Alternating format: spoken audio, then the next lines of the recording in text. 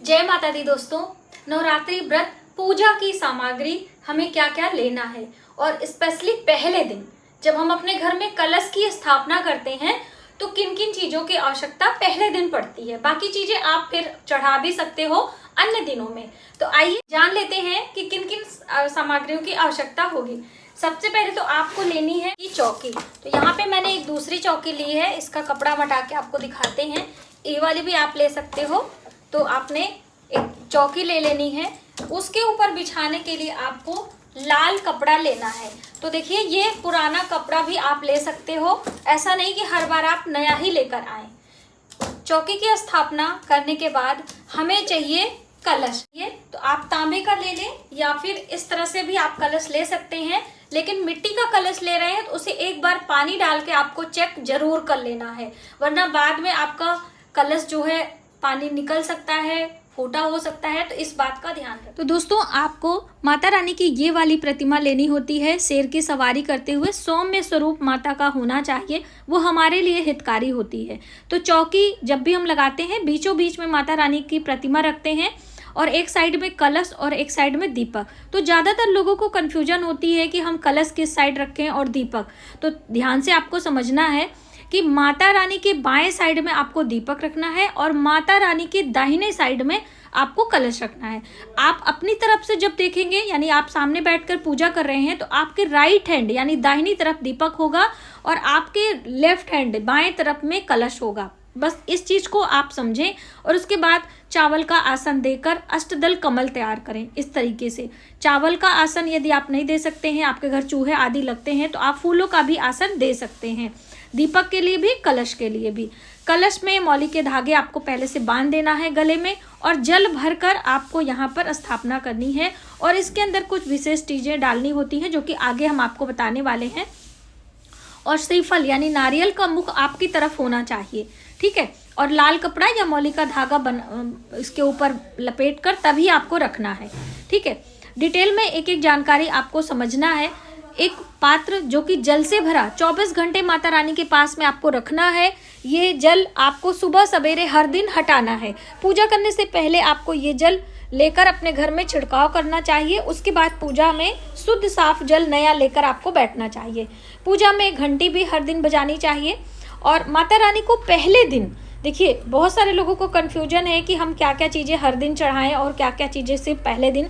तो वो भी मैं आपको एक एक जानकारी डिटेल में देने वाली हूँ कि हम पहले दिन क्या विशेष चीज़ें चढ़ाएं और हर दिन। तो देखिए पूजा की सभी सामग्री हम एक साथ कर लेते हैं। ये है रोली, जो कि बहुत ही शुभ होती है। तो इसके अंदर हल्दी मिलाकर हमें जब भी हम तिलक बनाते हैं तो इस तरह से बनाना चाहिए। लेकिन ज़्यादातर गलती क्या करते हैं कि जो हम चंदन में एक दिन कटोरी में बनाते हैं उसी में बार बार रिपीट करते हैं। ऐसी गलती आपको नहीं करनी है। आपने सूखा रोली हर दिन लेना है, उसे जल से घोलकर चंदन तैयार करना है, ठीक है। और गणेश जी के लिए जनेऊ आप पहले दिन चढ़ाएं, बाकी दिन आपको ऐसे ही पूजा करनी होती है। लौंग और हरी इलायची आपको रख लेनी है और लौंग हर दिन माता के चरणों में आपको अर्पित करना है, ठीक है। 2 लौंग जोड़े से। और अब चलिए 1 से 1.5 चम्मच हमने यहाँ पर हल्दी ली है और इसे गंगा जल से घोलकर हमने माता गौरी तैयार करनी है। जब भी हम किसी देवी देवता को आवाहन करते हैं, तैयार करते हैं, तो उनके मंत्रों का जप करते रहना चाहिए। और इस तरह से अच्छे से गौरी माता आपको बना लेनी है। और एक आसन यानी किसी पात्र में थोड़े से चावल यानी अनाज का आसन देकर हम गौरी माता को विराजमान करेंगे। देखिए दोस्तों, आप गौरी माता नहीं बनाना चाहते हैं तो गणेश जी की प्रतिमा हो उसको भी आपको गौरी माता के साथ में रख लेनी है। और ये है मौली के धागे। तो हमने ये कच्चे सूत का धागा लिया है, ये बहुत काम में आता है दोस्तों। एक बार ये आप खरीद लेंगे 10 से 15 रुपए के अंदर आपको मिल जाएगा। और ये फेरी देने के लिए और दीप प्रज्वलित करने के लिए बहुत सारे काम में आता है, ठीक है। अब हम इस धागे को एक सुपारी के ऊपर लपेटेंगे, यानी सुपारी अच्छे तरीके से ढक जानी चाहिए। और भगवान गणेश के मंत्रों का जप करते रहेंगे, ओम गंग गणपतये नमः, इस तरीके से। और धागे लपेटकर गौरी माता के साथ में विराजमान कर देंगे। बस इस तरह से हमारे गौरी गणेश बीच में विराजमान हो चुके हैं, प्रथम पूज्य देवता भगवान गणेश। तो चलिए थाली में लगाकर हम आपको दिखा देते हैं। घंटी आप अवश्य बजाया करिए। जब भी हम पूजा में शुरुआत करते हैं घंटी की ध्वनि करते हुए दीप प्रज्वलित करेंगे, जल घुमाएंगे। और ये है अक्षत। तो अक्षत पूजा में ज़रूर चढ़ाएं। हल्दी कुमकुम हर दिन तिलक करते हैं और हर दिन सिंदूर भी। बहुत सारे लोगों को कन्फ्यूजन होता है कि हम माता दुर्गा को सिंदूर नहीं लगा सकते हैं, लेकिन आप लगा सकते हैं। और पहले दिन जनेऊ भी चढ़ाना होता है, इत्र आप हर दिन चढ़ाएं। तो हम आपको जनेऊ दिखाना चाहते हैं। होलसेल मार्केट से आप सभी चीज़ें लाकर रख लें तो आपको आसानी होगी। तो ये देखिए, चंदन गीला कटोरी है और ये सूखा, और ये रहा लौंग, और ये है हल्दी की गांठ जो कि हम पहले दिन चढ़ाएंगे, और लौंग, इलायची और पान का पत्ता सुपारी के साथ में। ये पहले दिन आपको चढ़ाना है, बाकी दिन आप साधारण पूजा कर सकते हो। श्रृंगार की सामग्री भी आपको पहले दिन ही चढ़ानी है, बाकी दिन आप इस तरह से पूजा कर लें। यदि पहले दिन व्यवस्था नहीं हो पाती है तो आप अष्टमी को भी चढ़ा सकते हैं। ये रहा कपूर, और कपूर की आरती हर दिन आपको करनी है, सुबह शाम आरती करनी होती है, ठीक है।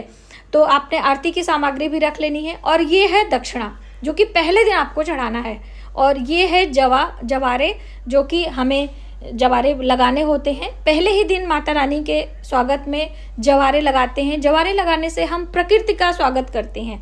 प्रकृति की पूजा अर्चना हमारे हिंदू सनातन धर्म में बहुत महत्व रखती है, इसलिए जवारे आप अपने घर में अवश्य लगाएं।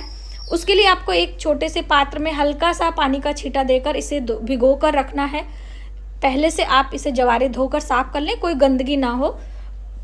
बस इस तरह से आपको ये दिए के बारे में भी आप जान लीजिए, लंबी बाती की गोल बाती। तो देखिए, आप कोई भी बाती लगा सकते हैं, और मिट्टी के दिए या फिर धातु के दिए ले सकते हैं। दिए हमें चेंज नहीं करना है। जब भी हम कोई स्थापना करते हैं तो एक ही दिए में बाती को हम बनाकर, यानी कि उसी बाती को उठा कर लगाते हैं। यदि बाती आपके ख़त्म हो जाती है तो नई बाती लगा सकते हैं। अग्यारी के बारे में बहुत सारे प्रश्न थे, तो देखिए, आप हर दिन सुबह शाम अग्यारी कर सकते हैं, आपके पास समय है तो। और अग्यारी बनाने का तरीका भी मैंने आपको बताया है। आप मार्केट से ये वाली भी अग्यारी ले लें, लेकिन इसके साथ में गुड़, शुद्ध घी और काला तिल मिक्स कर लें, ठीक है। और पाठ के बारे में, तो पाठ में आप अपने हिसाब से अपने समय के अनुसार चयन करें। ये है दुर्गा सप्तशती की पुस्तक है, और इसमें बहुत सारी चीज़ें हैं दोस्तों। माता दुर्गा के 108 नाम है, माता दुर्गा के 32 नाम है, माता दुर्गा के मंत्र हैं सूक्ष्म और बड़े वाले मंत्र, जिसे नवाण मंत्र के नाम से जाना जाता है, और दुर्गा सप्तशती का पाठ है। और ये देखिए, मार्कंडेय पुराण से ये दुर्गा सप्तशती का पाठ लिया गया है, और दुर्गा सप्तशती से ही अर्गला स्त्रोत, कीलक और कवच वगैरह सब इसी में रहता है। तो आप सारी पुस्तक पढ़ें, उसके लिए चैनल पर जानकारी है, वो आप देख सकते हैं। आइए चलते चलते भोग के बारे में भी जान लें। तो देखिए, भोग में आप माता रानी के प्रिय भोग ले सकते हैं, वरना आप ड्राई फ्रूट्स और मिश्री के साथ में रखकर माता रानी को हर दिन भोग लगा सकते हैं। और ये श्रीफल आप पहले दिन चढ़ा सकते हैं, या फिर अष्टमी को भी माता को भेंट कर सकते हैं, ठीक है। और ये सभी पूजा की विशेष जानकारी मैंने आपको इसलिए दी कि पूजा से पहले आपको सभी चीज़ें मालूम होनी चाहिए कि हमें अपने घर में चौकी, कलश, दीपक, गौरी गणेश किस दिशा में और कैसे स्थापना करनी होती है, और कैसे हमें नियम से पूजन करना होता है। दीप में आपने शुद्ध देसी घी का इस्तेमाल करना है। यदि आपकी व्यवस्था नहीं हो रही तो आपने तिल का तेल डाल देना है।